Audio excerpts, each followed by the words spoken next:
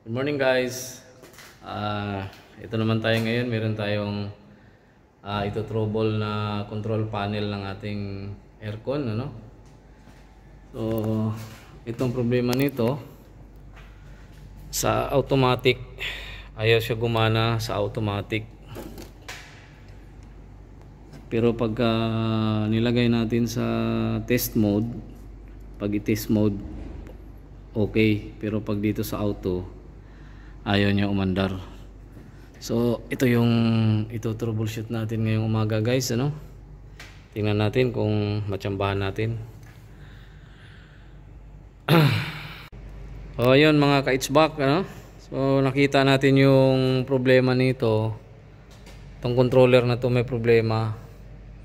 So bali itong number 20 to, number 20 na terminal, ito walang output voltage.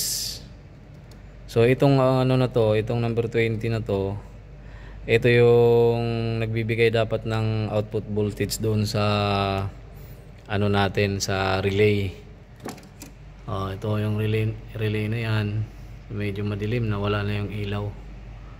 So ayan ang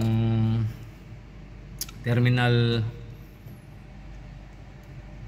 number 20 kinapakapalang natin to kasi wala namang diagram tong panel na to, no? So ayan, ito number 20 ito number 20 yan. Number 20 pumunta ng ano yan, pumunta ng relay. Yan. Ito, dito yan ayan yan, yung number 20 na yun ito yung marking niya. Buti na lang may mga terminal marking sila pero walang diagram. So ayan, number 20. Yan.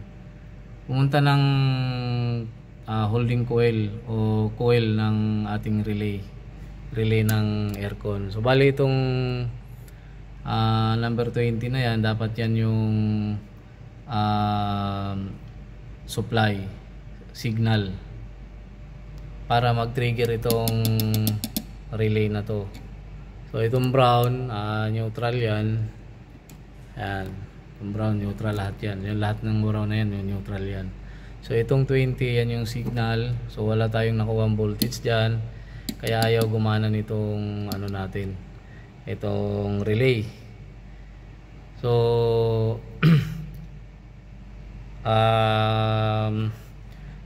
possible o initial ano natin, suspect na may problema itong controller. So hindi nagbibigay ng output. So re-recommend natin na palitan to, or titingnan natin, subukan natin muna yung mga settings niyan sa loob, kung ano yung mga dapat kalikutin yan sa loob. Ito yung mga ano niyan guys, medyo madilim. Yan yung mga ano niya, parameter settings. So tingnan natin, subukan natin yan kung meron, kung gumana yan, kung magalaw natin yung mga settings niyan. Pero tingin ko depektibo na yung controller na to.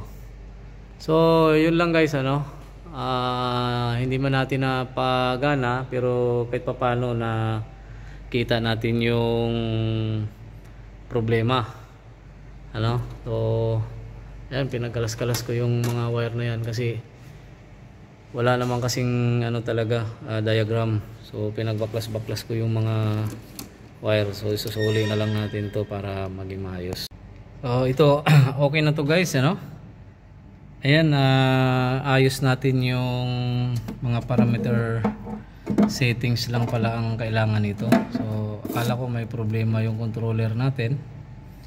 So nung tiningnan natin yung mga settings dito sa may channel 2, ito, ayan yung channel 2, dalawang channel kasi itong controller na to. Hindi ako familiar dito sa controller na to, itong micro air nito. Yung kinapa-kapa lang natin guys, kahit pa paano nakapa natin. Ito channel 2 niya ang may problema ng mga parameter settings. So ngayon okay na ito. Ayan, kung makikita nyo sa may selector switch. Ayan, yung auto ay nakailaw na. Ayan. Naka auto ano na siya, selection. Ayan, naka auto settings. Ayan, gumagana na yung ilaw nya. Kanina walang ilaw yan, ayaw gumana yung relay. Ayan yung relay guys, ayan yung relay nito. Ayan, may ilaw na. So ayun, gumagana na yung mga aircon natin doon sa taas. Kasi naka ano kasi itong mga unit dito, no, naka timer. So sa isang buwan, sa loob ng isang buwan, naka-program siya ng time na pagdating ng 7:30 ng morning, magbubukas siya, at pagdating ng alas 5 ng hapon, mamamatay naman siya. So ganun yung cycle niya sa buong isang buwan. Ang program nito na ganun siyang gumagana, no. 7:30 ng umaga aandar, tapos pagdating ng alas 5 ng hapon ay mamamatay automatic. Plus mayroon siyang after hours na settings na kung ilang oras lang siya aandar. At pagdating ng Sabado, Linggo, mayroon din siyang tawag nito, specific na settings din pag tuwing Sabado at Linggo, kung anong mga area lang ang dapat aandar. So ganun yung program niya guys. So ngayon okay na, happy na si Tomer. Kahit papano natuwa na yung mga nasa opisina, kasi summer ngayon dito sa Perth, no. Ang init ngayon, summer dito. So yun lang guys.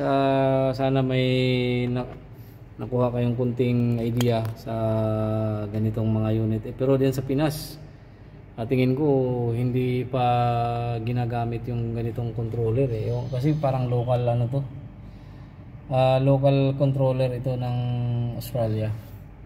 So yun lang guys, maraming salamat sa inyong lahat dyan. Huwag kalimutan i-share at i-like yung ating video.